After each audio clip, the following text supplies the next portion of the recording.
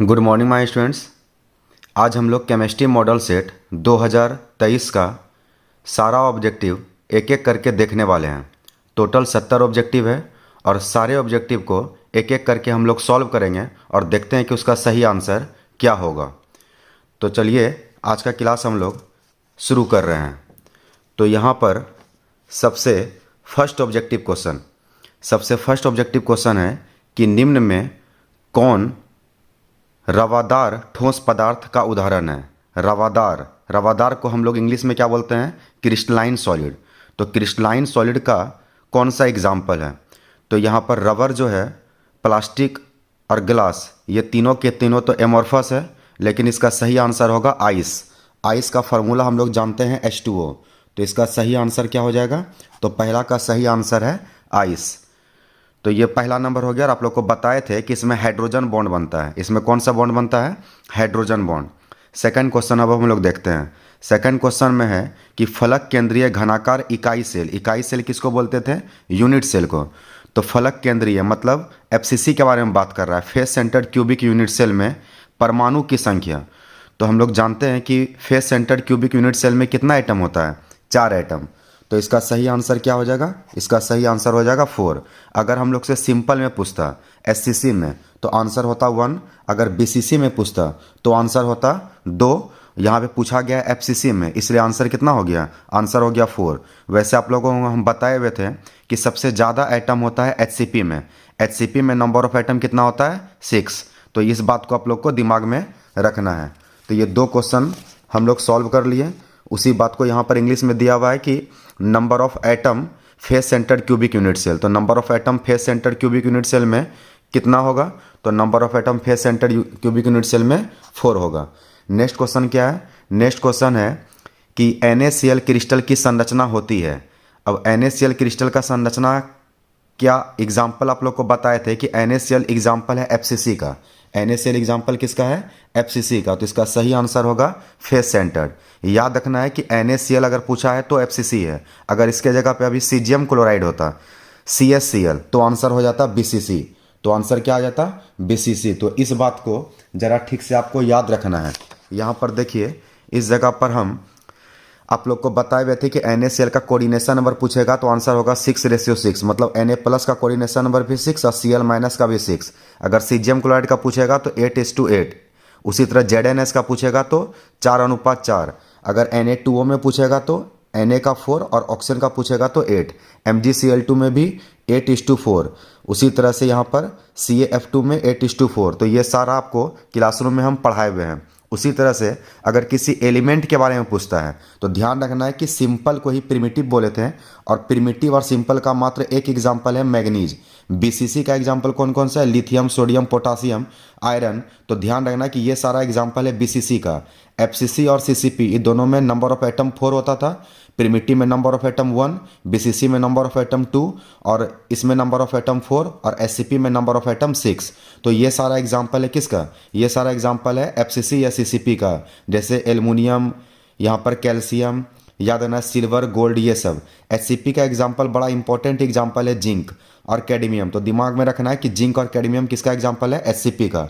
अब यहाँ पर देखिए BCC का एग्जाम्पल है सीजियम क्लोराइड और FCC का एग्जाम्पल है NaCl, उसके बाद सिल्वर क्लोराइड और उसके बाद MgO। तो ध्यान रखना कि ये सारा ऑब्जेक्टिव के लिए ही बात है। तो हम यहाँ पर आप लोग को एक बार फिर से इसको बता दिए।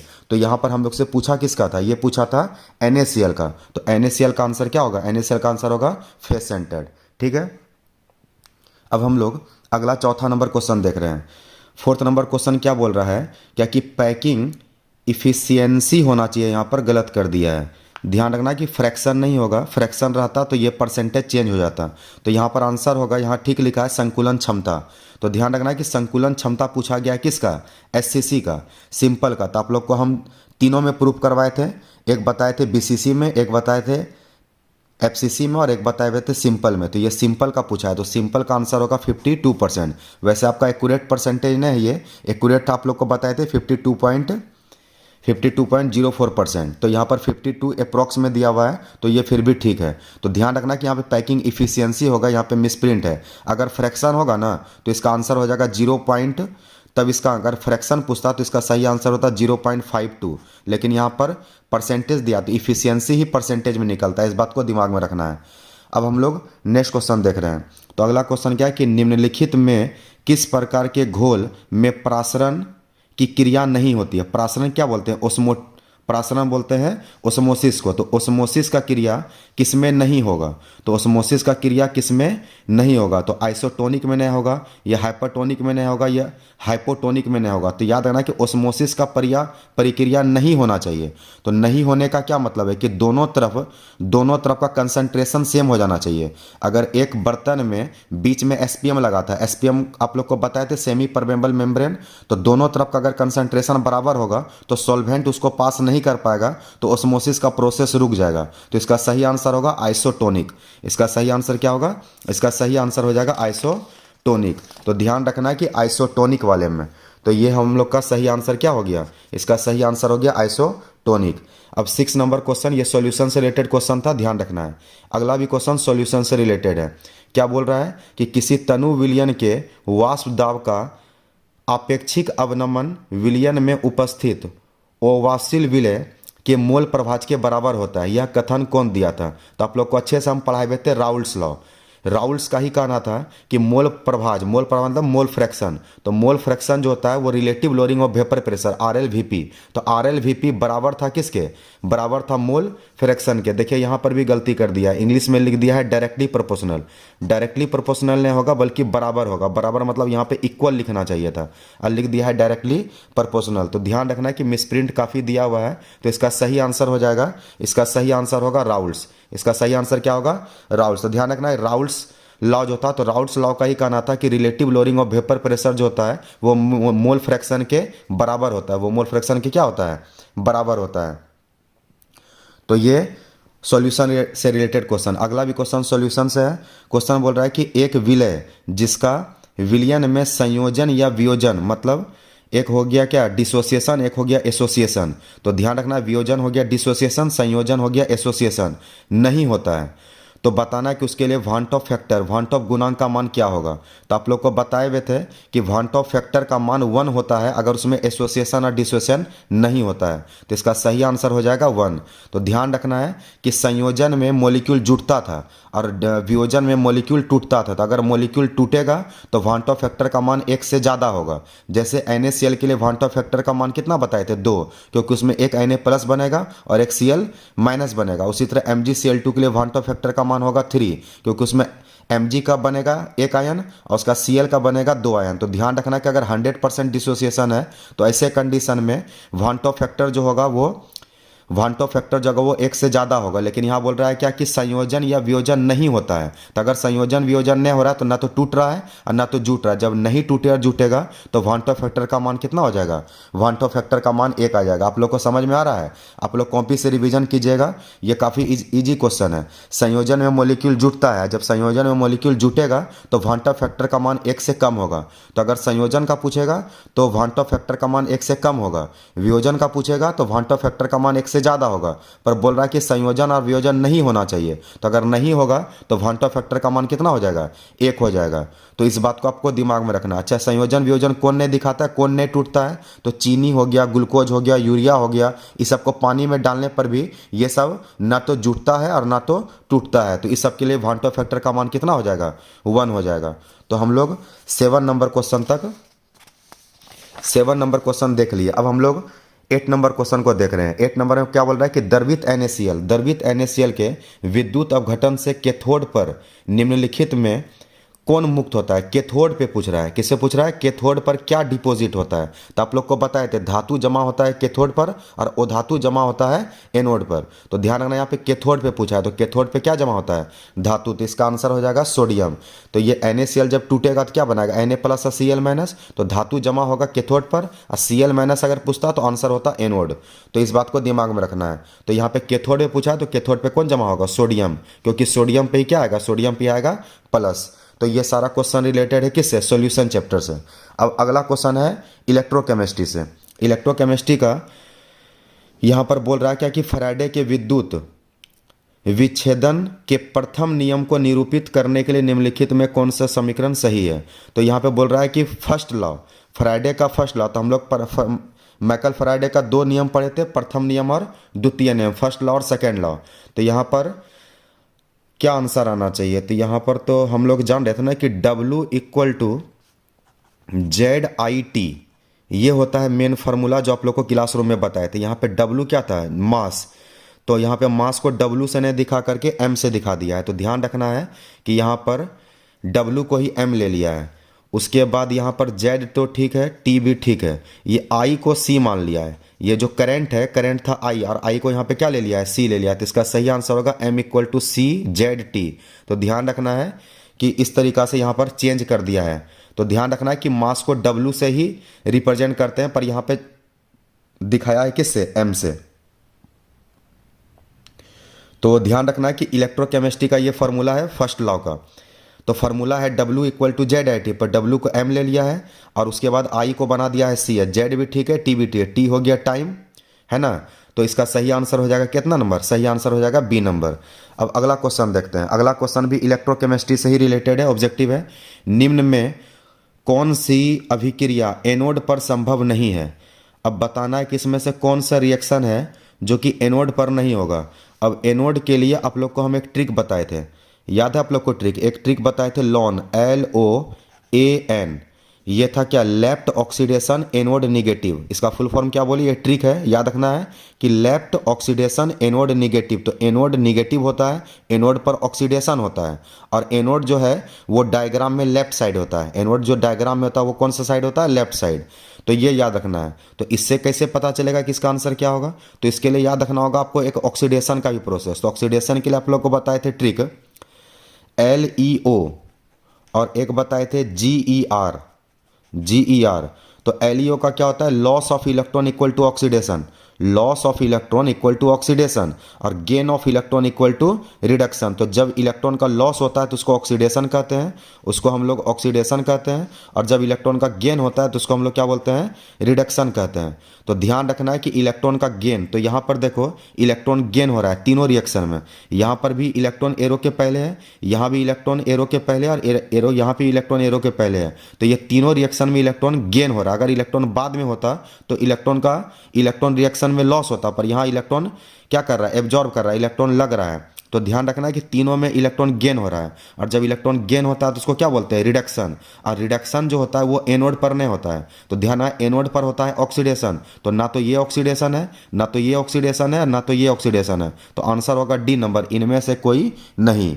तो इसको आपको ठीक से समझना है। फिर से लॉन का फुल फॉर्म क्या बोले, लेफ्ट ऑक्सीडेशन एनोड निगेटिव। तो ध्यान आना, एनोड पर ऑक्सीडेशन होता है, और ऑक्सीडेशन जो होगा वो इलेक्ट्रॉन के लॉस से होगा, और यहाँ इलेक्ट्रॉन का लॉस हो नहीं रहा है। तीनों में इलेक्ट्रॉन, अगर एक में भी इलेक्ट्रॉन एरो के बाद होता तो वो होता इलेक्ट्रॉन का लॉस। लेकिन तीनों में देखो कि यहाँ पर रिएक्टेंट के साइड में, प्रोडक्ट के साइड में इलेक्ट्रॉन नहीं है। तो तीनों में इलेक्ट्रॉन गेन हो रहा है, और गेन वाला कंडीशन जो होता है वो एनोड पर नहीं होता, वो कैथोड पर होता है। यहाँ पूछ रहा है एनोड पर, इसलिए आंसर होगा इनमें से कोई नहीं। तो ये दोनों रिलेटेड था किससे, ये दोनों रिलेटेड है इलेक्ट्रोकेमिस्ट्री से रिलेटेड क्वेश्चन था। अब अगला क्वेश्चन हम लोग देख रहे हैं। अगला क्वेश्चन भी इलेक्ट्रोकेमिस्ट्री से रिलेटेड है। क्वेश्चन है कि निम्न में किस विद्युत अपघट्य के विलयन का विशिष्ट चालकत्व सबसे कम होता है। बताना है कि विशिष्ट चालकत्व सबसे कम किसका है। विशिष्ट चालकत्व का फॉर्मूला आप लोग को बताए थे lambda eq. Lambda eq equal to formula था कप्पा गुना 1000 अब बाय एन। कप्पा गुना 1000 बाय क्या था, एन। तो यहाँ पे ये हो गया, ये कप्पा को ही बोलते हैं विशिष्ट चालकत्व। कप्पा का ही नाम क्या है, विशिष्ट चालकत्व। तो इसका पूछ रहा है कि इसमें, और यहाँ पर बताना है क्या कि एन में क्या रिलेशन है। तो एन इधर डिवाइड में, अगर इधर आएगा तो किस में हो जाएगा, मल्टीप्लाई में। तो इससे यहाँ से अगर हटा दें तो ये चले जाएगा यहाँ पे मल्टीप्लाई में। तो इसका मतलब जिसका, अगर हमको कप्पा को, अगर कप्पा ज़्यादा होगा तो n भी ज़्यादा होगा। तो जिसका n ज़्यादा उसका कप्पा ज़्यादा, और जिसका n कम उसका कप्पा भी कम। तो यहाँ क्या बोल रहा है, यहाँ क्वेश्चन बोल रहा है कि विशिष्ट चालकत्व सबसे कम किसका होगा। याद रखना कि कम पूछा है, तो अगर कप्पा को कम करना है तो n को भी कम करना होगा। फॉर्मूला ठीक से समझो, यहाँ पर n जो था वो डिवाइड में था, भाग में था। इसको यहाँ से हटाएं, बराबर के इस साइड ले गए, तो ये इधर से इधर गया तो गुना में आ गया। तो अब ये दोनों समानुपाती हो गया। बराबर में ऊपर ऊपर क्या होता है, समानुपाती। तो अगर कप्पा बढ़ाना है तो n को भी बढ़ाना होगा, और अगर कप्पा को घटाना है तो n को भी घटाना होगा। तो यहाँ पे पूछ रहा है कि विशिष्ट चालकत्व सबसे कम किसका होगा। तो अगर इसको कम करना है तो n को भी क्या करना होगा, कम। अब देखो चारों में से कम कौन है, तो कम कौन है, तो ये तो ज़्यादा हो गया। सबसे कम कौन होगा, तो 0.002। तो इसका सही आंसर हो गया 0.002। तो ये हो गया इलेक्ट्रोकेमिस्ट्री से रिलेटेड। अगला आ गया आपके से केमिकल काइनेटिक्स से। तो केमिकल काइनेटिक्स में ये तो काफ़ी आसान क्वेश्चन दे दिया है। तो क्वेश्चन क्या है कि यहाँ पर ये रिएक्शन दिया हुआ है, इसका बोल रहा है कि सही निरूपण कौन होगा। तो सही, तो आप लोग को बताए थे कि रिएक्टेंट में निगेटिव होता है और प्रोडक्ट में क्या होता है, पॉजिटिव। और ये जो नंबर ऑफ मोल है ये डिवाइड में आना चाहिए। तो यहाँ पे 1/, ये तो ठीक है, लेकिन इसमें निगेटिव होना चाहिए, निगेटिव नहीं दिया इसलिए गलत हो गया। उसके बाद इसमें देखो ये है प्रोडक्ट, अब प्रोडक्ट में प्लस होना चाहिए और यहाँ पे दे दिया है माइनस, तो गलत है। सी नंबर ऑप्शन में रिएक्टेंट भी है, माइनस में भी है, और मोल को बटे में भी दिया है। तो इसका सही आंसर होगा, इसका सही आंसर हो जाएगा सी नंबर। ठीक है ना। तो ये काफ़ी आसान क्वेश्चन है। अब हम लोग अगला क्वेश्चन को देख रहे हैं, 13 नंबर क्वेश्चन। 13 नंबर क्वेश्चन जो है ये भी केमिकल काइनेटिक्स से रिलेटेड क्वेश्चन है कि किस अभिक्रिया के वेग स्थिरांक निम्नलिखित में किस पर निर्भर करते हैं। वेग स्थिरांक, वेग स्थिरांक को क्या बोलते थे, रेट कांस्टेंट। रेट कांस्टेंट को हम लोग सूचित करते थे किससे, के से। तो बोल रहा है कि के किस पर निर्भर करता है। तो आप लोग को याद होगा कि के बारे में हम बार बार क्लासरूम में आप लोग को बताए थे कि कब ये जो होता है रेट कांस्टेंट वो केवल टेम्परेचर पे डिपेंड करता है। किस पे डिपेंड करता है, टेम्परेचर पर। तो ध्यान रखना है इस बात को कि रेट कांस्टेंट केवल किस पे डिपेंड करता है, टेम्परेचर पे डिपेंड करता है। अगला क्वेश्चन फिर से इलेक्ट्रोकेमिस्ट्री से रिलेटेड है, सॉरी ये हो गया फिर किससे, केमिकल काइनेटिक्स से। केमिकल ऑर्डर पूछ रहा है, यहाँ पर पूछ रहा है क्या कि प्रथम कोटि का अभिक्रिया कौन नहीं है, कौन नहीं है। तो ये तो सूडो ऑर्डर रिएक्शन का एग्जांपल है, ये तो फर्स्ट ऑर्डर रिएक्शन का एग्जांपल है। उसके बाद ये भी फर्स्ट ऑर्डर है, ये भी फर्स्ट ऑर्डर है। इसका सही आंसर होगा कौन नंबर, इसका सही आंसर होगा बी नंबर। इसका सही आंसर कौन सा नंबर होगा, इसका सही आंसर आ जाएगा बी नंबर। तो आप लोग को ऑर्डर सब याद है ना। आप लोग को याद है एक जीरो ऑर्डर रिएक्शन बताए थे कि जिसमें सनलाइट आएगा, जिसमें भी सनलाइट आएगा, सूर्य का प्रकाश, वो जीरो ऑर्डर रिएक्शन होगा। और जो रेडियो एक्टिव होगा वो फर्स्ट ऑर्डर रिएक्शन होगा। तो कभी भी रेडियो एक्टिव पूछेगा रिएक्शन कि रेडियो एक्टिव का विखंडन हो रहा है तो वो सब फर्स्ट ऑर्डर है, तो ध्यान रखना है। चलिए आप लोग को एक बार फिर से रिविजन करवाते हैं। यहाँ पर देखिए कि जीरो ऑर्डर, तो जीरो ऑर्डर तो H2 + Cl2 सनलाइट के प्रेजेंस में 2HCl जो बनता था, ये सारा एग्जांपल जीरो ऑर्डर। ये था प्रकाश संश्लेषण, कार्बन डाइऑक्साइड जल से रिएक्शन कर करके बनाया था क्या, ग्लूकोज O2 गैस बाहर करता था, इसमें भी सनलाइट था। तो जिसमें भी सनलाइट आएगा ध्यान रखना कि वो जीरो ऑर्डर है। उसके बाद जब किसी मेटल के सरफेस पर जब किसी गैस को डालते थे और वो डिसोसिएट करता था, तो ये भी एग्जांपल है जीरो ऑर्डर का।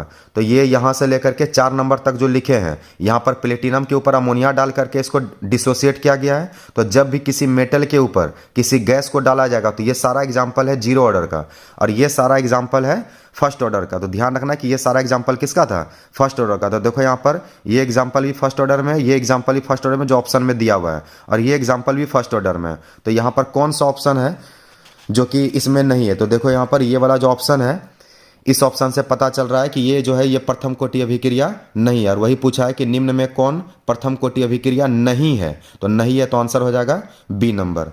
अब अगला क्वेश्चन देखो, अगला क्वेश्चन देखो यहाँ पे तुरंत फिर ऑर्डर से ही रिलेटेड, और ये बहुत पॉपुलर क्वेश्चन है, इतना बार पूछ चुका है कि हाइड्रोजन क्लोरीन से रिएक्शन करके HCl बनाता है सूर्य पर के प्रकाश के उपस्थिति में। इसका क्या पूछ रहा है, ऑर्डर, इसका कोटि पूछ रहा है। तो अगर इसका कोटि पूछ रहा है तो आंसर क्या होगा, आंसर होगा जीरो ऑर्डर। तो ये तो कई बार पूछा हुआ क्वेश्चन है, कई क्वेश्चन काफ़ी इजी भी दिया हुआ है। तो अब हम लोग ये 15 नंबर तक देख लिए, अब क्वेश्चन नंबर 16 देख रहे हैं। एक एक करके सारे चैप्टर से क्वेश्चन उठाया। देखिए यहाँ पर अब आ गया सरफेस केमिस्ट्री। क्वेश्चन दिया हुआ है कि अधिशोषण की प्रक्रिया होती है, अधिशोषण, एडजॉर्प्शन। तो एडजॉर्प्शन का जो प्रक्रिया अधिशोषण, तो आप लोग को पता है कि ये है सरफेस फेनोमेना। कैसा फेनोमेना है, सरफेस फेनोमेना है, सरफेस केमिस्ट्री से रिलेटेड है। तो ध्यान रखना कि ये सरफेस फेनोमेना है। अगला भी देखो सरफेस केमिस्ट्री से, दूध है, ठीक ना। तो दूध में क्या होता था, हम लोग आप लोग को बताए थे कि दूध में पानी ज़्यादा होता है और तेल कम होता है, मतलब वसा कम होता है। तो इसमें देखिए क्या दिया हुआ है, इसमें दिया हुआ है कि वसा में प्रक्षेपित वसा, तो वसा में वसा तो है नहीं, तो इसमें पानी ज़्यादा होना चाहिए। तो जल में प्रक्षेपित वसा डिस्पर्स्ड, हाँ तो ये होगा फैट डिस्पर्ज इन वाटर, मतलब फैट कम है और वाटर ज़्यादा है। तो फैट डिस्पर्ज है किस में, मतलब कि वसा छिपा हुआ है पानी में, वसा छिपा हुआ है किस में, पानी में। तो इसका सही आंसर होगा सी नंबर, जल में परिक्षेपित वसा। तो जल में परिक्षेपित वसा मतलब वसा जो है वो जल में है, तो जल ज़्यादा है और वसा कम है। तो इसका आंसर हो जाएगा कितना नंबर, इसका आंसर हो जाएगा सी नंबर। अब अगला क्वेश्चन क्या है, अगला क्वेश्चन है कि निम्न में कौन वैद्युत अपघट्य फेरिक हाइड्रोक्साइड सोल के संकंदन, ये तो कोगुलेशन हो गया, कोगुलेशन में सबसे कम प्रभावी है। तो बताना है कि कोगुलेशन सबसे कम कौन करेगा। याद है आप लोग को कोगुलेशन का रूल बताए थे, हार्डी सूजी रूल। उसमें क्या बताए थे, उसमें ये बताए थे कि जितना ज़्यादा चार्ज आएगा वो उतना ज़्यादा कोगुलेशन पावर दिखाएगा। तो कोगुलेशन पावर जो है वो डायरेक्टली प्रोपोर्शनल है चार्ज के, वैलेंसी के। तो जितना ज़्यादा चार्ज, यहाँ बोल रहा है कि सबसे कम कौन दिखाएगा, सबसे कम, तो जिसका चार्ज सबसे कम होगा वो सबसे कम दिखाएगा। तो देखो इसमें सबसे चार्ज कम किसका है, तो सबसे चार्ज कम इसमें क्या आएगा, इसमें अगर 2 प्लस बनेगा तो 2 माइनस आएगा, 2 इसमें प्लस बनेगा तो 2 माइनस आएगा, इसमें 3 प्लस बनेगा तो 3 माइनस आएगा। तो इसमें सबसे कम है इसका, क्यों, क्योंकि 1 प्लस और 1 माइनस है। इसका सही आंसर ये होगा। तो ध्यान रखना कि सबसे कम पूछा है इसलिए आंसर ये हुआ। अगर अभी सबसे ज़्यादा पूछ लेता तो आंसर ये हो जाता, अगर सबसे ज़्यादा पूछता अभी यहाँ पर तो आंसर ये होता। तो ध्यान रखना है कि कोगुलेशन जो होता है वो डायरेक्टली प्रोपोर्शनल होता है संयोजकता के, वैलेंसी के। तो ध्यान रखना है कि इसमें 1 प्लस 1 माइनस है, इसलिए इसका कोगुलेशन पावर सबसे कम होगा। और जितना ज़्यादा चार्ज इंक्रीज करेगा उतना ज़्यादा संकंदन का क्षमता भी क्या हो जाएगा, बढ़ जाएगा। तो ये आप लोग को हम सरफेस केमिस्ट्री में पढ़ाए हुए हैं। तो ये हम लोग 18 नंबर क्वेश्चन तक देख लिए। अब हम लोग आगे देख रहे हैं, 19 नंबर क्वेश्चन। ये भी हम लोग का सरफेस केमिस्ट्री से रिलेटेड है। क्वेश्चन है कि किसी रासायनिक अभिक्रिया में उत्प्रेरक, तो उत्प्रेरक का क्या काम है, उत्प्रेरक का काम तो है प्रतिक्रिया के वेग को बढ़ाना या प्रतिक्रिया के वेग को घटाना। और एक काम आप लोग को बताए हुए थे कि संक्रियन ऊर्जा को घटाता है। तो यहाँ पर बोल रहा है कि प्रतिफल की मात्रा को बढ़ाता है, नहीं, प्रतिफल की मात्रा, प्रोडक्ट को बढ़ाने में इसका कोई रोल नहीं है। तो इसका सही आंसर क्या होगा, इसका सही आंसर हो जाएगा संक्रियन ऊर्जा को घटाता है, एक्टिवेशन एनर्जी। ध्यान रखना है कि एक्टिवेशन एनर्जी को ये लो करता है, एक्टिवेशन एनर्जी को क्या करता है, लो करता है, ताकि रिएक्शन अच्छे तरीका से हो सके। तो ये हो गया 19 नंबर का आंसर। अब क्वेश्चन नंबर 20 बोल रहा है कि निम्नलिखित में से किस धातु को सनाइड विधि द्वारा प्राप्त किया जाता है। सनाइड विधि याद है आप लोग को बताए थे मेटलर्जी में, मेटलर्जी चैप्टर में सनाइड प्रोसेस। तो सनाइड प्रोसेस में क्या होता है, सनाइड प्रोसेस से बनता है सिल्वर। तो ध्यान रखना है कि सनाइड प्रोसेस किसके लिए यूज होता है, सिल्वर के लिए यूज होता है। तो इसका सही आंसर हो गया 20 नंबर। अब अगला क्वेश्चन 21 नंबर क्वेश्चन है कि निम्नलिखित में किसके द्वारा अभिधमन भट्टी में लोहा ऑक्साइड का अवकरण होता है। तो ये हो गया आपका लोहा का निष्कर्षण। तो बोल रहा है कि ब्लास्ट फर्नेस में ये जो आयरन ऑक्साइड है इसका जो रिडक्शन है वो किसके द्वारा होता है। तो इसके ये होता था कार्बन मोनोऑक्साइड या कार्बन, तो चाहे तो कार्बन होगा या कार्बन मोनोऑक्साइड है, पर दोनों ऑप्शन में दिया हुआ है। तो आंसर आपको टिक कर लेना है किसमें, कार्बन मोनोऑक्साइड। ये आपको लोहा के निष्कर्षण में मिल जाएगा। अगला क्वेश्चन है कि विद्युत अपघटन में आधारित किसी शुद्ध धातु के शोधन की प्रक्रिया को कहते हैं। तो ध्यान रखना है कि यहाँ पर प्यूरिफिकेशन का बात कर रहा है। तो प्यूरिफिकेशन का बात कर रहा है कि किसी विद्युत अपघट्य के आधारित किसी अशुद्ध धातु के शोधन की प्रक्रिया को, तो इसको बोलते थे इलेक्ट्रो रिफाइनिंग। इसको क्या बोलते थे, इलेक्ट्रो रिफाइनिंग। ये भी आप लोग का इलेक्ट्रोकेमिस्ट्री से रिलेटेड है। अगला क्वेश्चन है कि निम्न में किससे तांबा धातु का निष्कर्षण होता है। तांबा धातु, तो ध्यान है, तांबा का निष्कर्षण पूछ रहा है। तो तांबा का निष्कर्षण हम लोग करते थे किससे, कॉपर पाराइड से। कॉपर पाराइड का फॉर्मूला होता था CuFeS2। वैसे कॉपर सब में है, तो हम लोग कॉपर तो किसी से भी निकाल सकते हैं, लेकिन हम लोग के सिलेबस में कॉपर का जो निष्कर्षण दिया वो किससे दिया हुआ है, वो दिया हुआ है कॉपर पाराइड से। अच्छा, कभी कभी इसका केवल फार्मूला पूछ लेता है कि कॉपर पाराइड का सूत्र क्या होता है। तो CuFeS2, ये फार्मूला भी काफ़ी इंपॉर्टेंट ऑब्जेक्टिव के लिए, आपको इसको भी दिमाग में रखना है। तो ये हम लोग देख लिए कहाँ तक, 23 तक का क्वेश्चन देख चुके हैं। अब हम लोग आगे के क्वेश्चन को देख रहे हैं। अगला क्वेश्चन है कि निम्नलिखित में कौन हाइड्रोजन बॉन्ड नहीं दिखाता है? तो हाइड्रोजन बॉन्ड नहीं बनाने वाला कौन सा कंपाउंड है? तो आप लोग को हम ट्रिक बताए थे, फोन, याद है? FON, इन तीनों का निगेटिविटी जो होता था वो 3 से ज़्यादा होता था। तो जिसका भी निगेटिविटी 3 से ज़्यादा होगा वो हाइड्रोजन बॉन्ड बनाएगा। तो इसका निगेटिविटी आपको बताए थे 4, इसका बताए थे 3.5 और इसका बताए थे 3.01। तो ध्यान रखना कि यही तीनों जो हाइड्रोजन बॉन्ड दिखाता, अगर इसके साथ हाइड्रोजन रहेगा तो वो हाइड्रोजन बॉन्ड शो करेगा। तो देखो यहाँ पर F आ गया, यहाँ पे O आ गया, यहाँ पे N आ गया। तो इसका सही आंसर क्या हो जाएगा? HCl। और वैसे ये क्वेश्चन भी बार बार एग्जाम में पूछ रहा है और कई बार एग्जाम में पूछ चुका है, फाइनल एग्जाम में भी, क्वेश्चन बैंक में भी आपको ये क्वेश्चन मिल जाएगा। तो इसका सही आंसर होगा HCl। तो हाइड्रोजन बॉन्ड बनाने का ट्रिक याद रखना है, फोन जैसे आप हम देते हैं इथाइल अल्कोहल C2H5OH, तो ध्यान रखना है कि ये भी हाइड्रोजन बॉन्ड बनाएगा क्योंकि यहाँ O के साथ कौन आ रहा है? H। लेकिन अगर हम ईथर दे दें, ईथर जैसे मान लो कि हम दे देते हैं डाइमिथाइल ईथर, तो ये हाइड्रोजन बॉन्ड नहीं बनाएगा क्योंकि यहाँ ऑक्सीजन कार्बन से अटैच है। किससे अटैच है? कार्बन से। तो ध्यान रखना है कि ईथर हाइड्रोजन बॉन्ड नहीं बनाता है, लेकिन ये इथाइल अल्कोहल हाइड्रोजन बॉन्ड बनाता है क्योंकि O के साथ H है। यहाँ O के साथ H नहीं है, O के साथ कार्बन है। तो ध्यान रखना है कि ईथर हाइड्रोजन बॉन्ड नहीं बनाता है और अल्कोहल हाइड्रोजन बॉन्ड बनाता है। इसी तरह से कार्बोक्सिलिक एसिड, अगर कार्बोक्सिलिक एसिड लिखते हैं तो यहाँ पर भी O के साथ H है, तो ये भी हाइड्रोजन बॉन्ड बनाएगा। तो ध्यान रखना है, तो कार्बोक्सिलिक एसिड भी हाइड्रोजन बॉन्ड बनाएगा। तो ध्यान रखना है कि कार्बोक्सिलिक एसिड, अल्कोहल या जिसमें भी FON के साथ हाइड्रोजन रहेगा वो सब हाइड्रोजन बॉन्ड बनाएगा। तो इसका सही आंसर क्या हो गया? इसका सही आंसर हो गया HCl, मतलब ये हाइड्रोजन बॉन्ड नहीं बनाता है। अगला क्वेश्चन हम लोग देखते हैं, 25 नंबर क्वेश्चन। क्वेश्चन दे रहा है कि उत्कृष्ट गैसों के बाह्यतम शेल का इलेक्ट्रॉनिक विन्यास है। उत्कृष्ट गैस किसको बोलते हैं? नोबेल गैस को। और नोबेल गैस किसको बोलते हैं? ग्रुप नंबर 18 को। ग्रुप नंबर कितना को? Group number 18। तो ग्रुप नंबर 18 में से 10 घटाओ, कितना बचेगा? 8। और 8 का विन्यास आप लोग को बताए थे NH2 और NP6। याद कीजिए, हम हर एक ग्रुप का अलग अलग आपको लिखवाए हुए थे कि किसका किसका इलेक्ट्रॉनिक विन्यास क्या होगा। तो ग्रुप नंबर 8 में अष्टक पूरा रहता है और अष्टक देखिए यहाँ पर किसका पूरा हुआ है। तो इसका सही आंसर हो जाएगा क्या नंबर? B number.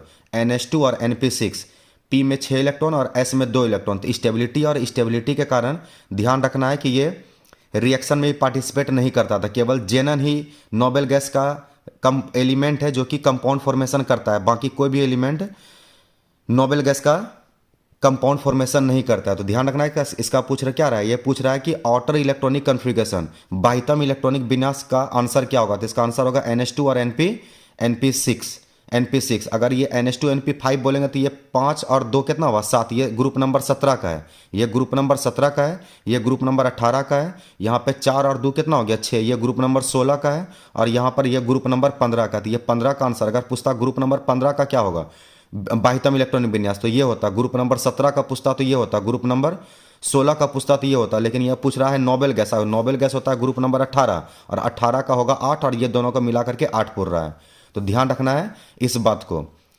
अब यहाँ पर अगला क्वेश्चन देखते हैं। अगला क्वेश्चन क्या है? 26 नंबर क्वेश्चन, निम्न में सबसे प्रबल ऑक्सीकारक कौन है? स्ट्रॉन्ग ऑक्सीडाइजिंग एजेंट क्या है? तो ये तो कई बार आप लोग को बता चुके हैं कि F2 है। तो ध्यान रखना है कि स्ट्रॉन्ग ऑक्सीडाइजिंग एजेंट कौन होता है? सबसे स्ट्रॉन्ग ऑक्सीडाइजिंग एजेंट होता है F2। तो ध्यान रखना है कि ऑक्सीडाइजिंग एजेंट बराबर है रिडक्शन, और रिडक्शन होता है क्या? अभी बताए थे क्या कि gain of electron equal to reduction. तो ध्यान रखना है कि ऑक्सीडाइजिंग एजेंट को रिडक्शन कहते हैं और रिड्यूसिंग एजेंट को ऑक्सीडेशन कहते हैं। तो इस बात को भी आपको दिमाग में रखना। कभी अगर भूल जाइएगा कि ऑक्सीडाइजिंग एजेंट कौन है, नहीं है, तो ऑक्सीडाइजिंग एजेंट बराबर रिडक्शन, और रिडक्शन होता है जो इलेक्ट्रॉन का गेन करता है, और गेन करने में सबसे माहिर कौन है? फ्लोरीन। तो ध्यान रखना कि ये इलेक्ट्रॉन अपना तो खींचता है, ये दूसरे का भी इलेक्ट्रॉन खींचता है क्योंकि इसका ऋणात्मकता सबसे ज़्यादा होता है। तो सबसे स्ट्रॉन्ग ऑक्सीडाइजिंग एजेंट कौन है? सबसे स्ट्रॉन्ग ऑक्सीडाइजिंग एजेंट F2 है। अगला क्वेश्चन है कि S8 में सल्फर का ऑक्सीडेशन नंबर पूछ रहा है, ऑक्सीकरण संख्या पूछ रहा है। तो S8, तो ये होमो मोलिक्यूल, होमो मतलब जो खुद से मिलके बना है, तो जो भी खुद से मिलके बनेगा उसका ऑक्सीडेशन नंबर 0 होगा। क्यों? क्योंकि इसमें दोनों तरफ का जो आकर्षण बल होता है वो बराबर होता है। जैसे अगर हम O2 लेते हैं तो O2 में जितना इलेक्ट्रॉन को ये अट्रैक्ट करेगा उतना इलेक्ट्रॉन को ये भी अट्रैक्ट करेगा। तो ना तो इस पर कोई चार्ज आएगा ना तो इस पर चार्ज आएगा। तो ध्यान रखना है O2, N2, ओजोन, उसी तरह C60, उसी तरह P4, उसी तरह S8, इस सब का में से किसी का भी पूछेगा तो सबका ऑक्सीडेशन नंबर क्या आएगा? 0। तो जो खुद से मिल करके बनता है उसका ऑक्सीडेशन नंबर 0 होता है। और सबसे पॉपुलर जो ये मार्शल एसिड है H2H2O8, इसका भी ऑक्सीडेशन नंबर आपको याद रखना है, ये बार बार एग्जाम में पूछता है। इसका सही आंसर है +6। तो अगर पूछेगा H2H2O8 में सल्फर का ऑक्सीडेशन नंबर, तो आंसर कितना लिखना है? आंसर लिखना है +6। तो ये वाला ऑब्जेक्टिव के लिए याद रखना है आप लोग को। तो ध्यान रखना कि ये सब जो खुद से मिलकर के बन रहा है, तो जो भी खुद से मिलकर के बनेगा उस सब का आंसर क्या होगा? उस सब का आंसर हो जाएगा कितना? 0। तो S8 में सल्फर का पूछ रहा है, किसी का भी पूछता है जो खुद से मिलकर बनेगा उसका आंसर 0 ही लिखना है। तो ये हो गया कहाँ तक का? ये हो गया हम लोग का 27 तक का। अब 28 नंबर क्वेश्चन देख रहे हैं। 28 नंबर क्वेश्चन क्या है? तो 28 नंबर क्वेश्चन है डी ब्लॉक से रिलेटेड क्वेश्चन है कि निम्नलिखित युग्मों में से कौन संक्रमण तत्व है? संक्रमण तत्व बोलते थे किसको? डी ब्लॉक को। डी ब्लॉक को कहते थे। यहाँ पे बोल रहा है ट्रांजिशन एलिमेंट, तो ट्रांजिशन एलिमेंट बोल रहा है, तो बताना है कि कौन सा ट्रांजिशन एलिमेंट। तो ट्रांजिशन एलिमेंट यहाँ पर आप लोग को बोले थे ज़्यादातर क्वेश्चन 21 से लेकर 30 तक में देता है, स्कैंडियम से लेकर जिंक तक, स्कैंडियम से लेकर जिंक तक। जिंक ट्रांजिशन नहीं है, तो ध्यान रखना है कि स्कैंडियम से लेकर कॉपर तक में जो भी एलिमेंट आएगा वो ट्रांजिशन में आएगा। ध्यान रखना ज़्यादातर क्वेश्चन इसी से रिलेटेड आता है।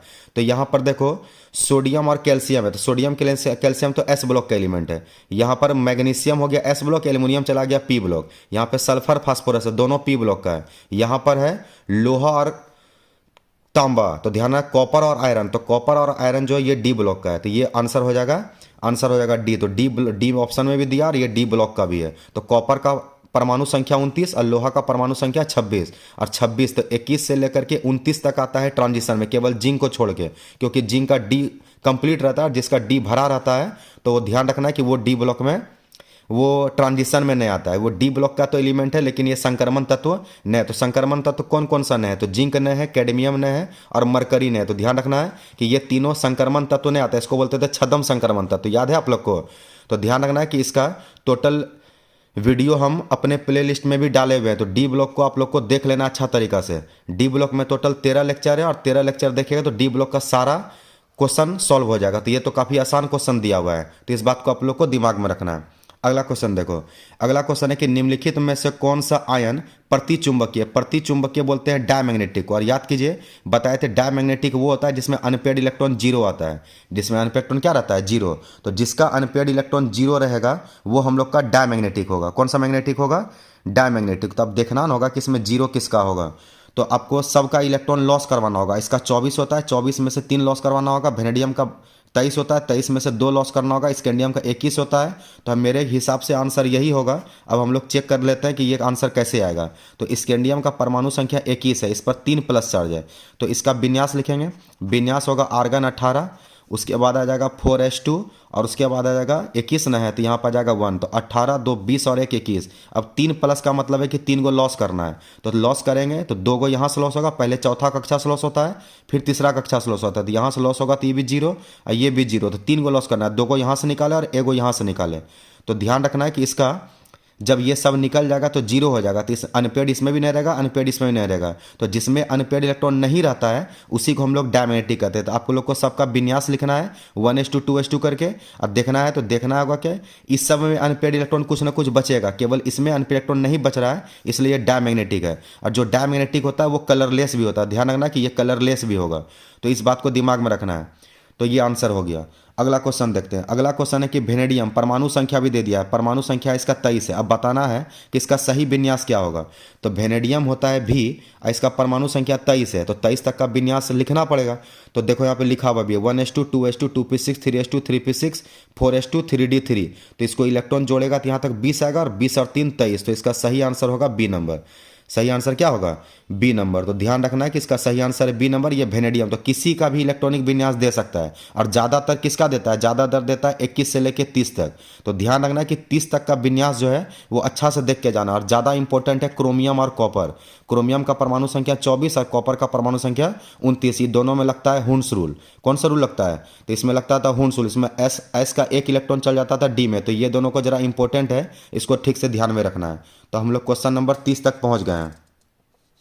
अब अगला देखते हैं हम लोग 31 नंबर क्वेश्चन, 31 नंबर बोल रहा है कि निम्न में से कौन लेंथेनाइड तत्व है। लेंथेनाइड, लेंथेनाइड याद आया एफ ब्लॉक, तो एफ ब्लॉक में दो गो सीरीज होता था, लेंथेनाइड और एक्टेनाइड, लेंथेनाइड सीरीज और एक्टेनाइड सीरीज। तो लेंथेनाइड सीरीज का कौन सा, तो कैडमियम तो डी ब्लॉक का है, तो इसका सही आंसर है जी डी। तो ये एलिमेंट को याद रखना काफ़ी मुश्किल है, इसका ट्रिक जो है आप लोग को क्लासरूम में बताए हुए हैं, आप लोग वीडियो देखिएगा तो सही से समझ में आ जाएगा। तो ध्यान रखना है कि इसका लेंथेनाइड एलिमेंट पूछा है, तो लेंथेनाइड में भी 14 तत्व और एक्टेनाइड सीरीज में भी 14 तत्व। वही लेंथेनाइड में लेंथेनम से प्रॉपर्टी जिसका मिलता है उसको लेंथेनाइड, और जिसका एक्टेनियम से प्रॉपर्टी मिलता है उसको एक्टेनाइड। तो ध्यान रखना है, इसका सही आंसर है, इसका सही आंसर है जी डी। उसी तरह से अगला पूछ रहा है कि KMnO4 में Mn का ऑक्सीडेशन नंबर, तो ये तो काफ़ी बार बता चुके हैं क्लासरूम में, इसका आंसर होगा +7।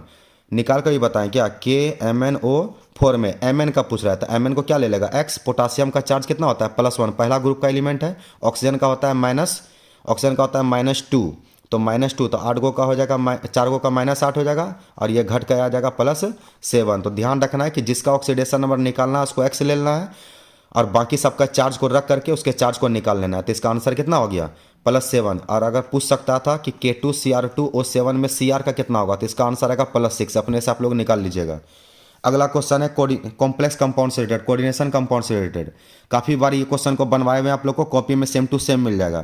क्वेश्चन है कि NiCO का होल 4 का प्रसंकरण है। सबसे पहले तो CO स्ट्रॉन्ग लिगेंड है, कौन सा लिगेंड है, स्ट्रॉन्ग लिगेंड है। और स्ट्रॉन्ग लिगेंड यहाँ पे निकेल का जब चार्ज निकालेगा तो 0 आएगा, निकेल का चार्ज क्या आएगा 0, तो इसको तो बिग ब्रैकेट में देना चाहिए।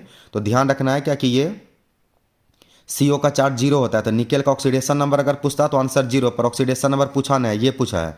तो ध्यान रखना है कि इसका सही आंसर ये होगा, ये आपको कॉपी में मिल जाएगा। अगला क्वेश्चन है फिर कॉम्प्लेक्स कंपाउंड से रिलेटेड। ये क्वेश्चन दिया हुआ है कि K3 बिग ब्रैकेट CrC2O4 का होल 3 में क्रोमियम का कोऑर्डिनेशन नंबर है, समन्वय संख्या बोल रहा है।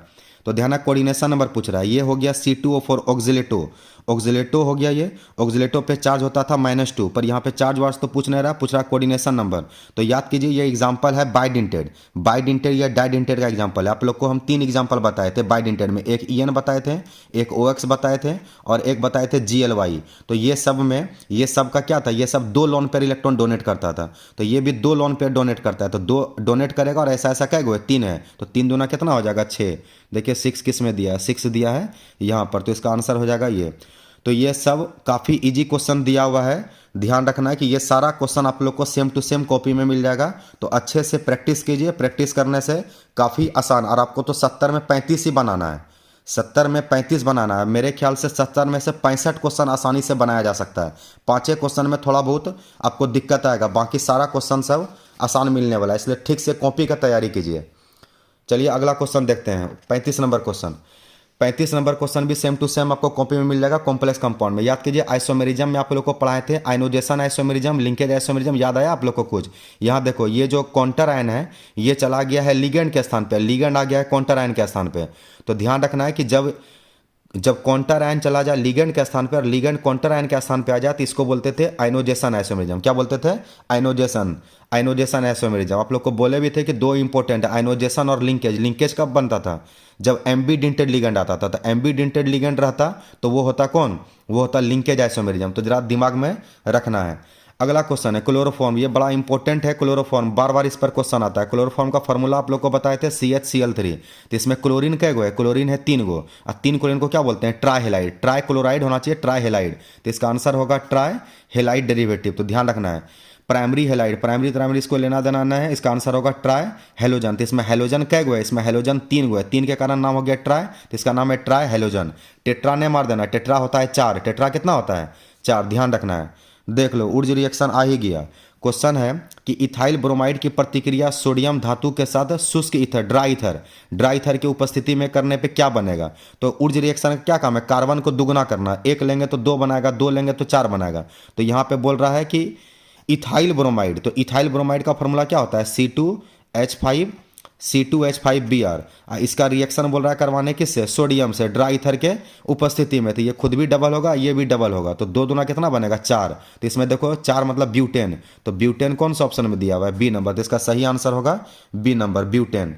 तो ध्यान रखना है कि ऊर्ज रिएक्शन में कई बार क्वेश्चन पूछ सकता है, ऊर्ज रिएक्शन से क्या नहीं बनता है, तो ऊर्ज रिएक्शन से मीथेन नहीं बनता है, ऊर्ज रिएक्शन से विषम कार्बन वाला कार्बन नहीं बनता है। तो इस बात को भी दिमाग में रखना है। ऊर्ज रिएक्शन किसके साथ रिएक्शन करता है, सोडियम धातु के साथ, किसके उपस्थिति में, तो ड्राई ईथर की उपस्थिति में। इस सबको दिमाग में रखना है कि ऊर्ज रिएक्शन अगर आया, तो ऊर्ज रिएक्शन अगर आएगा तो इससे बनेगा एल्केन ANA। अगर फिटिंग रिएक्शन आया तो इससे बनेगा डाइफिनाइल। डाइफिनाइल दो बेंजीन अगर जोड़ना हो तो फिटिंग रिएक्शन, और ऊर्ज फिटिंग आएगा तो बेंजीन में एल्काइल ग्रुप जुड़ जाए, मतलब एल्काइल बेंजीन। तो ऊर्ज फिटिंग और ऊर्ज फिटिंग तीनों से ऑब्जेक्टिव आता है, जरा ठीक से दिमाग में आप लोग को रखना है। अब अगला क्वेश्चन देखते हैं 38 नंबर में बोल रहा है कि एलाइल हेलाइड। तो एलाइल हेलाइड क्या होता है, जरा इसको आप लोग समझ लीजिए।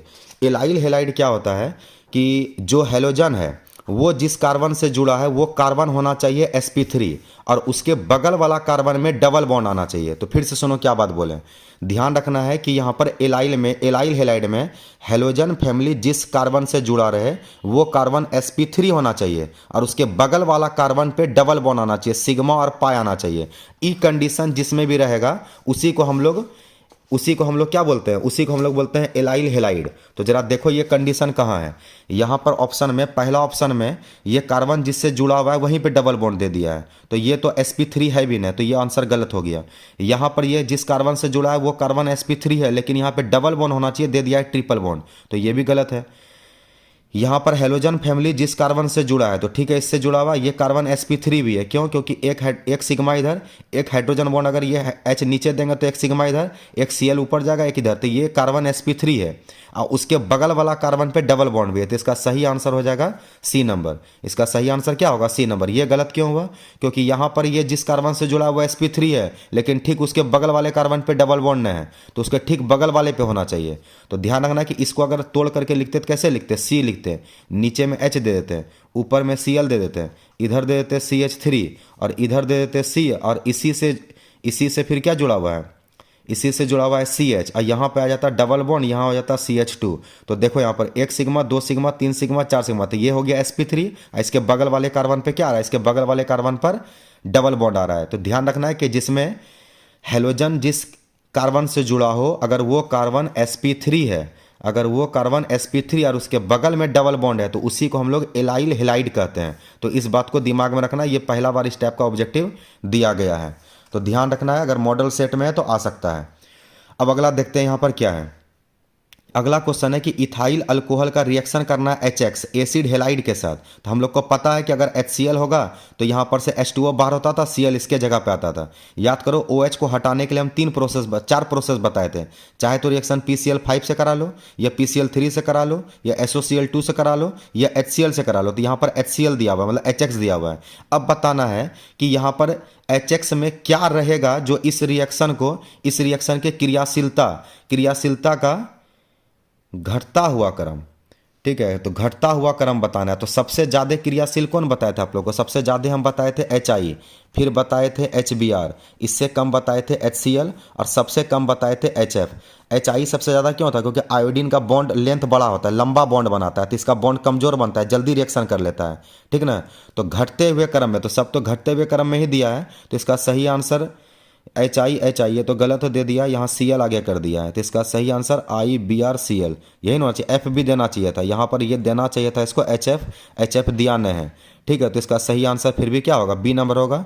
तो सबसे ज़्यादा HI, उससे कम HBr, उससे कम HCl, तो इसका आंसर हो गया B नंबर, ठीक है। तो 39 तक हम लोग सॉल्व कर लिए हैं। अब आगे देखते हैं 40 नंबर क्वेश्चन।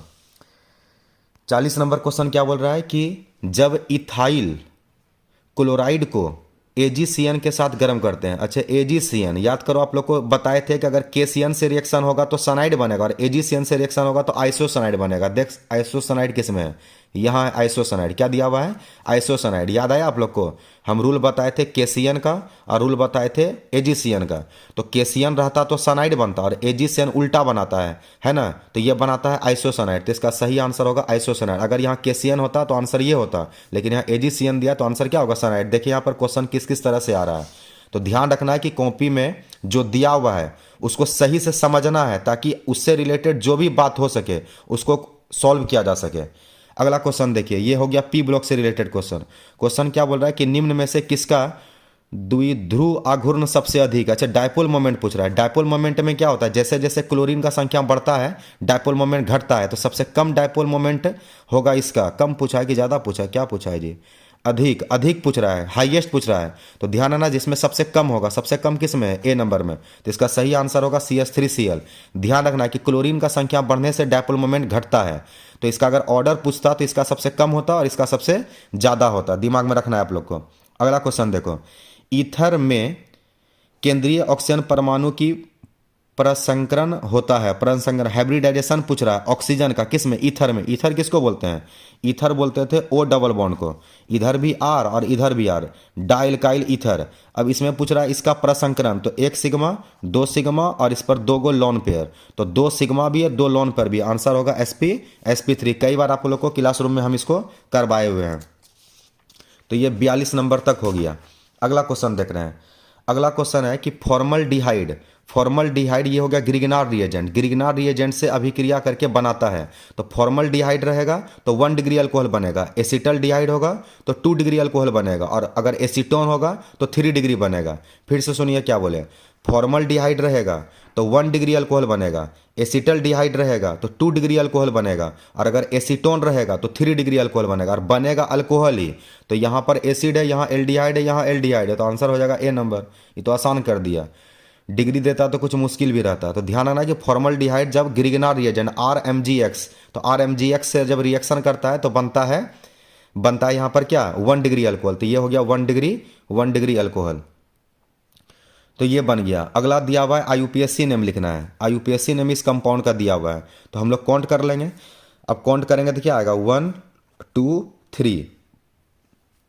2 नंबर पर अल्कोहल है और 3 तक गिनती गया है, तो देखो 3 के लिए लिखेंगे प्रोप, उसके बाद सिंगल बॉन्ड के लिए AN, और अल्कोहल के लिए लग गया OL। और अल्कोहल कै नंबर पे? 2 नंबर पे, तो इसका आंसर होगा 2 प्रोपेनॉल। 2 प्रोपेनॉल। आ रहा है बात समझ में? इसको इस तरह का से भी लिख सकते थे PROP, प्रोप AN, और अल्कोहल 2 नंबर पे था तो 2 नंबर पे लिख देते OL। तो ये भी सही है, आजकल यही तरीका चलता है, ये ओल्ड तरीका है, ध्यान देना। 2 को आगे भी लिख सकते हैं, पीछे भी लिख सकते हैं, बीच में भी लिख सकते हैं, तो सब तरीका सही है। चलिए अगला क्वेश्चन देखते हैं। अगला क्वेश्चन क्या दिया हुआ है कि प्राइमरी अल्कोहल के ऑक्सीडेशन के पश्चात पहला यौगिक क्या प्राप्त होता है। ध्यान रखना है कि प्राइमरी अल्कोहल का ऑक्सीडेशन करना है, तो आप लोग को याद कीजिए, बताए थे ऑक्सीडेशन रिएक्शन में बताए थे कि अल्कोहल के ऑक्सीडेशन से एल्डिहाइड मिलता है और एल्डिहाइड के ऑक्सीडेशन से कार्बोक्सिलिक एसिड मिलता है। अगर हम लोग देखेंगे अल्कोहल का ऑक्सीडेशन करेंगे तो एल्डिहाइड बनेगा, और एल्डिहाइड का ऑक्सीडेशन करेंगे तो कार्बोक्सिलिक एसिड बनेगा। कई बार इस पर हम लोग क्वेश्चन कर चुके हैं।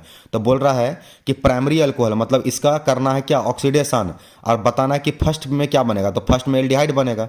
खत्म होता है एसिड पर, लेकिन फर्स्ट में क्या बनता है? फर्स्ट बनता है एल्डिहाइड। तो कार्बोक्सिलिक एसिड भी ऑप्शन में दिया है, लेकिन यहाँ फर्स्ट दे दिया है, इसलिए आंसर क्या होगा? आंसर होगा एल्डिहाइड। आंसर क्या हो जाएगा? एल्डिहाइड। चलिए अब अगला क्वेश्चन देख रहे हैं हम लोग, कहाँ तक देख लिए हैं? 45 नंबर तक हो गया है। अच्छा ये देखिए पूछ ही दिया, आप लोग को बताया था ना लुकास रिएजेंट। तो लुकास रिएजेंट किसको बोलते थे? अनाद्र ZnCl2 और सांद्र HCl। तो ये तो ए नंबर ऑप्शन ही हो जाएगा। ये आप लोग को सेम टू सेम कॉपी में मिल जाएगा। अगला क्वेश्चन देखिए, ये भी क्वेश्चन सेम टू सेम मिल जाएगा। याद कीजिए आप लोग को अल्कोहल बताए थे 2 टाइप का, एक बताए थे एब्सोल्यूट अल्कोहल और एक बताए थे रेक्टिफाइड स्पिरिट। तो रेक्टिफाइड स्पिरिट बताए थे 45% अल्कोहल, और एब्सोल्यूट अल्कोहल बताए थे 100% अल्कोहल। तो 100% शुद्ध अल्कोहल को बोलते थे क्या? Absolute alcohol. और 95% शुद्ध अल्कोहल को हम लोग क्या बोलते थे? Rectified alcohol. तो अल्कोहल तो सब में है, लेकिन देखिए 95 किस में है? 95 किस में है? तो इसका 95 तो नहीं दिया, लेकिन ये उसके करीब है, तो आंसर किस में मारेंगे? आंसर मारेंगे बी नंबर में। तो रेक्टिफाइड स्पिरिट दिया हुआ है, सेम टू सेम कॉपी में मिल जाएगा। अगला क्वेश्चन देखिए, अगला क्वेश्चन है कि एल्डिहाइड और कीटोन का सामान्य सूत्र होता है। एल्डिहाइड और कीटोन का फार्मूला पूछ लिया है। तो फार्मूला में देखो यहाँ पर ये तो अल्कोहल का हो गया। अल्कोहल में बताए थे दुगना से 2 ज़्यादा, याद कीजिए अल्कोहल में बताए थे दुगना से 2 ज़्यादा। और यहाँ पर एल्डिहाइड कीटोन है, दुगना इसमें होना चाहिए, दुगना होना चाहिए। तो दुगना किस में दिया हुआ है? दुगना किस में दिया? आंसर होगा बी नंबर। आंसर क्या होगा? B number. आप लोगों को क्लासरूम में बताए हुए हैं, देखिए यहाँ पर एल्डिहाइड का कोई कंपाउंड ले लीजिए CH3CHO एसिटल्डिहाइड, तो देखो यहाँ पे कार्बन 2 है तो ये C2 हाइड्रोजन गिनो, हाइड्रोजन हो गया 3 और 1 4 और ऑक्सीजन, तो देखो यहाँ पे जितना कार्बन है उसका दुगुना है और 1 ऑक्सीजन है, तो 1 ऑक्सीजन तो सब में है लेकिन कार्बन का दुगुना होना चाहिए, तो यहाँ दुगुना है। यहाँ पे क्यों गलत हुआ, क्योंकि दुगुना से 2 ज़्यादा, अगर अल्कोहल का पूछता या ईथर का पूछता तो आंसर ये होता, अभी अल्कोहल और ईथर देता तो आंसर ये होता, ये तो होगा ही नहीं, ये दोनों तो किसी का नहीं होगा, तो आंसर होगा बी नंबर। तो 48 का हो गया कितना, 48 का हो गया बी। चलिए अगला क्वेश्चन देखते हैं। अगला क्वेश्चन है कि निम्न में किसके साथ केनिजारो प्रतिक्रिया नहीं होता है। केनिजारो रिएक्शन याद कीजिए, आप लोग को बताए थे एल्डोल और केनिजारो, एल्डोल और क्या केनिजारो, तो केनिजारो में अल्फा हाइड्रोजन नहीं होना चाहिए। सबसे पहली बात, केनिजारो एल्डिहाइड दिखाता है, तो पहले तो एल्डिहाइड वाला देखो, तो ये एसिड है तो ये गलत, ये भी अलग है, एल्डिहाइड न है तो ये भी गलत, ये एसिड हेलाइड है ये भी गलत, एल्डिहाइड ये है एल्डिहाइड ये है। अब आंसर इसी दोनों में इसका होगा। अब इन दोनों में कौन होगा, तो जिसमें अल्फा रहता है वह क्या दिखाता है, वह दिखाता है ALDOL, एल्डोल, तो एल्डोल वो दिखाएगा जिसमें अल्फा रहेगा, ए से अल्फा ए से एल्डोल, ए से अल्फा ए से एल्डोल। आप लोग को ट्रिक यही बताए थे कि ए से अल्फा और ए से एल्डोल, और केनिजारो में अल्फा नहीं होना चाहिए, तो देखो यहाँ पर तो अल्फा है तो ये दिखाएगा एल्डोल, लेकिन यहाँ पूछ रहा है केनिजारो, तो आंसर होगा बी नंबर। आंसर क्या होगा, बी नंबर, फॉर्मल्डिहाइड। ये है फॉर्मल्डिहाइड, ये है एसिटल्डिहाइड। अच्छा, इसके जगह में अगर बेंजल्डिहाइड देता, मतलब बेंजीन में अगर एल्डिहाइड देता तो वो भी केनिजारो दिखाता। ध्यान रखना है कि केनिजारो का दो एग्जाम्पल है, एक है फॉर्मल्डिहाइड और एक है बेंजल्डिहाइड। अब बाकी सब में अल्फा होता है तो वो सब चल जाता है एल्डोल में, तो आप लोग को सेम टू सेम कॉपी में मिल जाएगा। अगला क्वेश्चन देखते हैं। अगला क्वेश्चन है कि CH3CHO का IUPAC नेम दे दिया है, ये तो काफ़ी आसान है, एल्डिहाइड है और यहाँ पर एक कार्बन, तो दो कार्बन हो गया, तो 2 कार्बन के लिए क्या लिखेंगे इथ, सिंगल बॉन्ड के लिए क्या लिखेंगे AN, और इसी में एल्डिहाइड है, एल्डिहाइड का सफिक्स क्या होता है AL, तो नाम होगा इथेनल। इथेनल ऑप्शन कहाँ है, ऑप्शन इथेनल, ऑप्शन ये है। ये बाबू क्या है, ये है कॉमन नेम, ध्यान रखना ये कॉमन नेम है, और यहाँ पर पूछा क्या है IUPAC नेम, ई मत मार देना। वैसे इसका आंसर ई भी सही है, CH3CHO को एसिटल्डिहाइड भी कहते हैं लेकिन ये कॉमन नेम है, यहाँ पूछा क्या IUPAC नेम, तो जरा होश में रहना एग्जाम हॉल में। अगला क्वेश्चन है कि फंक्शनल ग्रुप कार्बोक्सिलिक एसिड, देखिए कितना आसान क्वेश्चन दे दिया। कार्बोक्सिल, कभी कभी अल्कोहल पूछ लेता है, कभी एल्डिहाइड पूछ लेता है, और अभी पूछ लिया है कार्बोक्सिलिक एसिड। तो कार्बोक्सिलिक एसिड तो आप लोग को याद ही है, C डबल बॉन्ड COOH को क्या बोलते हैं, कार्बोक्सिलिक एसिड। ये क्या है, ये है एल्डिहाइड CHO, ये है हम लोग का ईथर और ये हम लोग का कीटोन, तो ये कीटोन है, ये ईथर है, ये एल्डिहाइड है, ये कार्बोक्सिलिक एसिड है, तो पूछा है कार्बोक्सिलिक एसिड, तो आंसर हो गया 51 का डी। चलिए अगला क्वेश्चन अब हम लोग देखने वाले हैं, बहुत जल्द सारा क्वेश्चन कंप्लीट हो जाएगा 70 नंबर तक। अगला क्वेश्चन देख रहे हैं कि निम्नलिखित में किसके साथ मोनोकार्बोक्सिलिक एसिड क्रियाशील समावयवता प्रदर्शित करता है। अच्छा, आइसोमेरिज्म पूछा है, आइसोमेरिज्म पूछ रहा है, वो भी फंक्शनल आइसोमेरिज्म। और किसका पूछा है जी, कार्बोक्सिलिक एसिड। याद कीजिए, आप लोग को बताए थे कि एगो ऐसा फंक्शनल ग्रुप है जिसमें ऑक्सीजन 2 आता है, एक था कार्बोक्सिलिक एसिड और एक था ईस्टर, एक क्या था ईस्टर। तो इसका अगर किसी से कंपेयर होगा आइसोमेरिज्म में तो इसका, क्योंकि ये दोनों का फार्मूला सेम होता था, तो क्वेश्चन दिया हुआ है कि कार्बोक्सिलिक एसिड का आइसोमेरिज्म कौन है, तो कार्बोक्सिलिक एसिड का समावयवता कौन होगा, तो आंसर होगा ईस्टर, ESTER। देखना ईथर भी दिया हुआ है, आंसर क्या होगा, आंसर होगा ईस्टर। ध्यान रखना है कि कार्बोक्सिलिक एसिड का दोस्त है ईस्टर, एल्डिहाइड का दोस्त है कीटोन और अल्कोहल का दोस्त है कौन, ईथर। तो ध्यान रखो जरा ठीक से कि अल्कोहल के साथ ईथर का मैच होता है, एल्डिहाइड के साथ कीटोन का मैच होता है और कार्बोक्सिलिक एसिड के साथ ईस्टर का मैच होता है। ये 3 तरह का आइसोमेरिज्म है, जरा ठीक से ध्यान रखना। यहाँ कार्बोक्सिलिक एसिड दिया है तो ये हो सकता है वहाँ पर एग्जाम हॉल में एल्डिहाइड दे दे, तो एल्डिहाइड देगा तो वैसे कंडीशन में आंसर कीटोन मारना है, और अगर अल्कोहल देगा तो आंसर ईथर मारना है, तो जरा ठीक से समझना। अगला क्वेश्चन देख रहे हैं, निम्नलिखित में कौन प्राइमरी एमीन को निरूपित करता है। कई बार पूछ चुका है, कभी प्राइमरी पूछता है, कभी सेकेंडरी पूछता है। प्राइमरी याद है आप लोग को, प्राइमरी बोले थे NH2, अगर नाइट्रोजन के साथ 2 हाइड्रोजन है और एक एल्काइल ग्रुप है तो इसी को बोलते थे प्राइमरी, तो इसका आंसर हो जाएगा क्या नंबर, A नंबर। सेकेंडरी क्या होता था, NH होना चाहिए, नाइट्रोजन के साथ 1 हाइड्रोजन और एल्काइल ग्रुप इसमें 2 होना चाहिए, तो सेकेंडरी। ये है 2 डिग्री, ये है 1 डिग्री, टर्सरी में क्या होता था, तीनों तरफ एल्काइल ग्रुप, अगर तीन तीन एल्काइल ग्रुप अटैच है, तीन तीन कार्बन ग्रुप लगा तो इसको बोलते थे 3 डिग्री। तो यहाँ पर ध्यान रखना है कि प्राइमरी पूछा है, तो प्राइमरी एमीन क्या होगा, NH2, ये क्या है, ये है 2 डिग्री, ये क्या है, ये है 3 डिग्री, और ये हो गया कौन चीज, ये है क्वाटनरी, क्वाटनरी कार्बन एटम बोलते थे इसको। तो इसका सही आंसर है प्राइमरी, तो प्राइमरी का आंसर हो जाएगा ए नंबर। अगला क्वेश्चन अब हम लोग देख रहे हैं।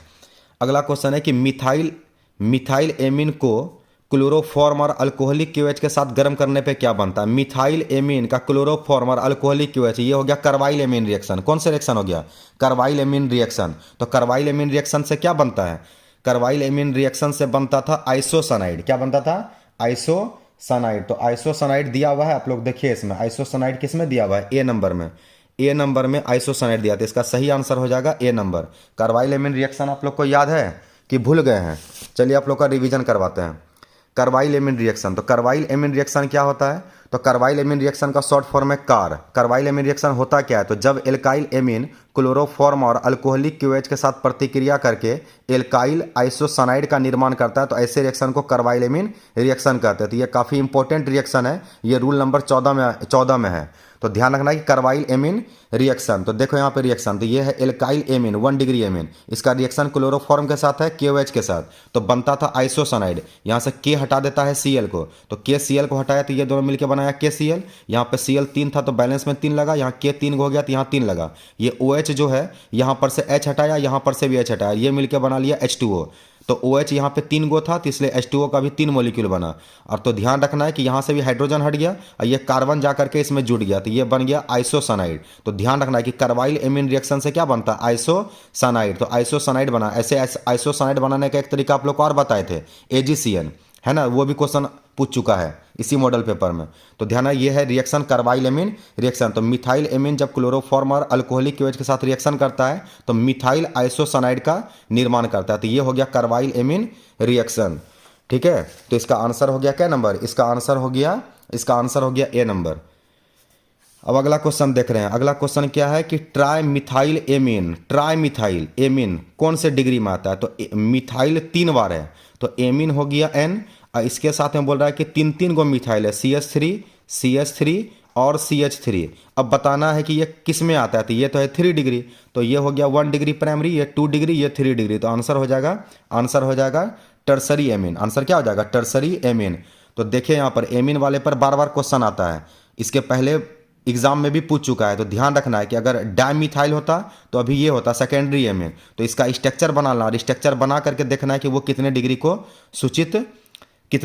सूचित कर रहा है, ठीक है। अब अगला क्वेश्चन देखो क्या है, निम्नलिखित में किसका एलीकरण संभव है, ठीक है। अच्छा, एल्कनाइजेशन पूछ रहा है, एल्कनाइजेशन किसका संभव है, तो प्राइमरी का भी संभव है, सेकेंडरी का भी संभव है, टर्सरी का भी संभव है। तो इसका आंसर हो जाना चाहिए डी नंबर। आंसर क्या हो जाना चाहिए, इसका आंसर हो जाएगा डी नंबर, ठीक है। तो ये primary amine, secondary amine, tertiary amine तीनों का एल्कनाइजेशन संभव है। एक एक करके क्या होता था रिएक्शन में, जैसे यहाँ पर RNH2 है और इसका रिएक्शन होता था किससे, RX से, R और X से, तो धीरे धीरे H हटते जाता और ये X आकर के क्या होता था जी, जुटते आता था। तो इसका आंसर हो जाएगा ऑल। तो ये हो गया हम लोग का 56 नंबर। अब अगला क्वेश्चन देखिए, ये आइसोमेरिज्म से रिलेटेड है।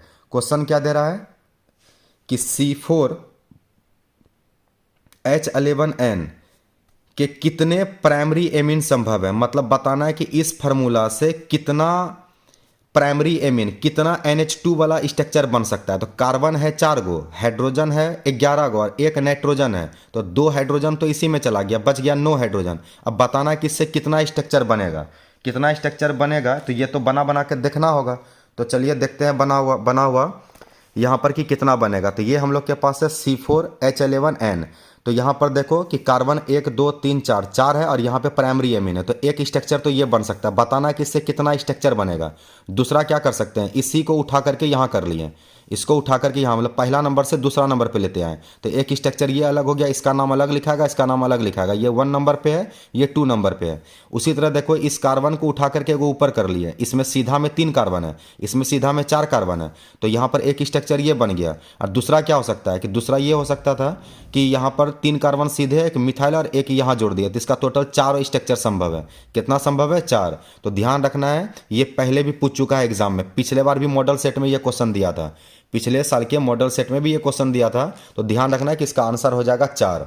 इसका आंसर कितना हो जाएगा? इसका सही आंसर हो जाएगा 4। अगला क्वेश्चन देखते हैं। अगला क्वेश्चन है कि एसीटोनट्राइल, नट्राइल किसको बोलते हैं? नट्राइल बोलते हैं सीएन को। सीएन का ध्यान रखना है कि सफिक्स होता है नट्राइल, ठीक है, नट्राइल ग्रुप है। और इसके आगे बोल रहा है क्या? एसीटो, याद कीजिए एसीटो को बताए थे CH3, किसी में भी ये, तो ये हो गया एसीटोनट्राइल।